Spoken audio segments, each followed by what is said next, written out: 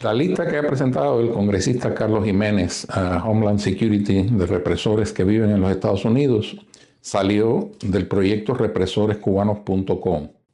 Presentamos 108 nombres con las fichas, los expedientes que hemos ido confeccionando a través del tiempo. Esto nos llamó la atención por primera vez como a principios del 2023, la cantidad de represores que estaban llegando y las quejas de las víctimas en las redes sociales.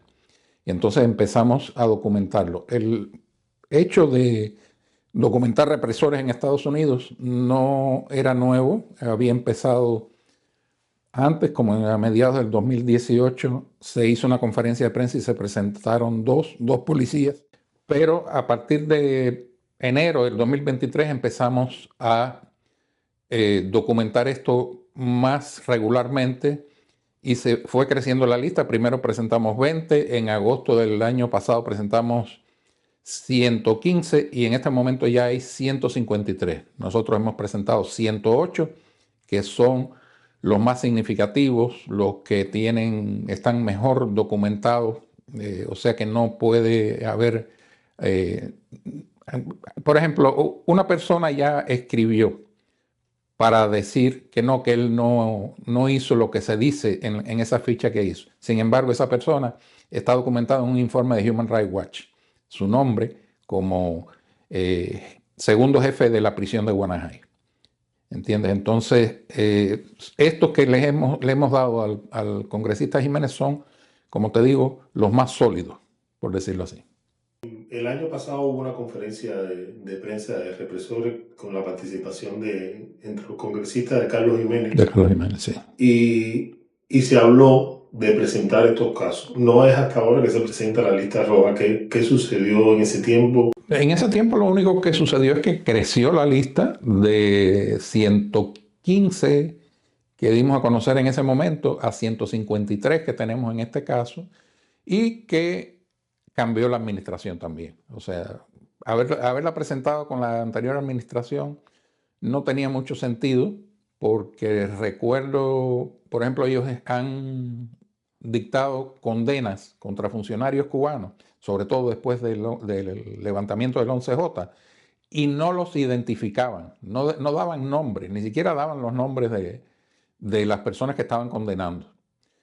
Y eran por represión, o sea, eran condenas por violaciones de derechos humanos, represión, por haber participado en la represión contra los manifestantes del 11J, y no daban los nombres. Quiere decir que lo que ha cambiado también es la administración y la voluntad, donde el congresista Jiménez ha visto la posibilidad de que estas personas sean realmente investigadas. Por supuesto, hay que investigarlas, ellos están en mejores condiciones que nosotros para eso, pero que son susceptibles de ser deportados.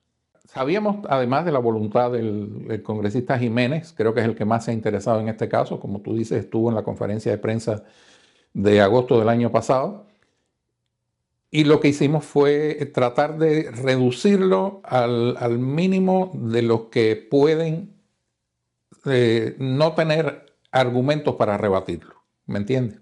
Hay otros casos en los que la víctima, que se responsabiliza además con la denuncia, pudiera entenderlo como algo de palabra contra palabra. Pero en estos casos, todos están de alguna manera sólidos, son casos sólidos. Se inició el proyecto Represores Cubanos en el 2017.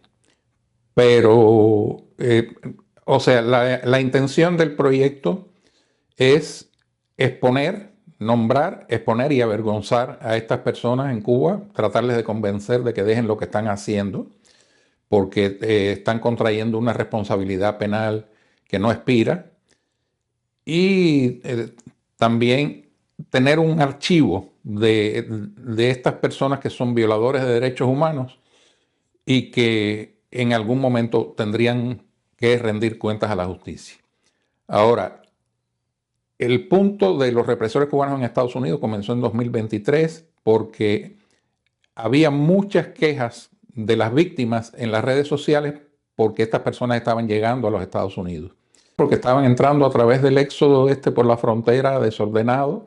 Después incluso empezaron a llegar con el parol humanitario que estableció la administración Biden. Solamente necesitaba una persona que te patrocinara para poder llegar aquí. También con la aplicación telefónica CBP One, que es para pedir asilo, pero que te dan una cita. Después que tú pasas esa cita, entras en Estados Unidos y la próxima cita puede ser en un año. Ya para entonces podrían tener, y algunos de hecho lo tienen la residencia en los Estados Unidos.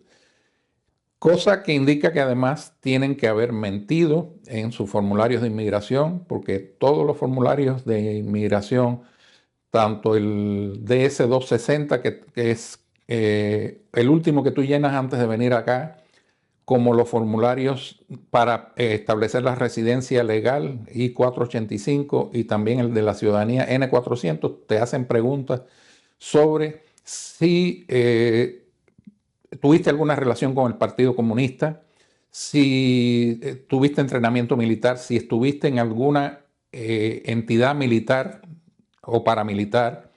Entonces empezamos a documentarlo a partir de las quejas de las víctimas. Hoy en día se puede entrar a una base de datos interactiva que tenemos, que se llama así mismo, represorescubanos.com, pulsar en la pestaña Denúncielos y entonces tú entras tu nombre, o sea, ingresas tu nombre, tus datos personales, porque eso sí, te tienes que responsabilizar con la denuncia, y después todos los datos que tengas del represor. Nosotros después verificamos con fuentes abiertas, con otras personas que los conocieron, o sea, buscamos la manera de llegar lo más cerca de la verdad posible, porque no somos una autoridad policial, vamos a decirlo así, pero sí les buscamos los datos personales, todo eso, y buscamos la manera de confirmar las denuncias. Hemos tenido una variante. Si tú haces tu denuncia y tú estás dispuesto a que las autoridades de Estados Unidos intervengan en ese caso, tú tienes que firmar una declaración jurada, llevarla ante notario y enviárnoslas a nosotros, y nosotros las hemos hecho llegar en algunos casos al FBI. Esos no son muchos los casos que hemos tenido, pero desde que se sabe que estas personas pueden ser deportadas, porque ya un agente de inteligencia, que ya lo tenemos en la página, por cierto, está en proceso de deportación, pues entonces muchas personas están entrando directamente en la página a hacer sus denuncias, en la página interactiva. ¿Cómo se verifican los casos? Como te digo, por fuentes abiertas que pueden ser, como te mencionaba, este caso, que es un documento de Human Rights Watch.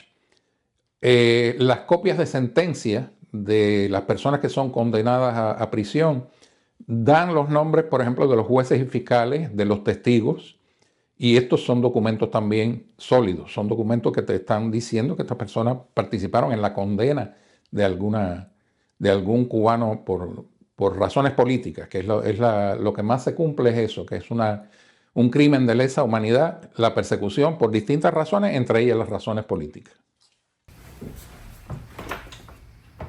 En el año 80 yo era periodista del diario Juventud Rebelde.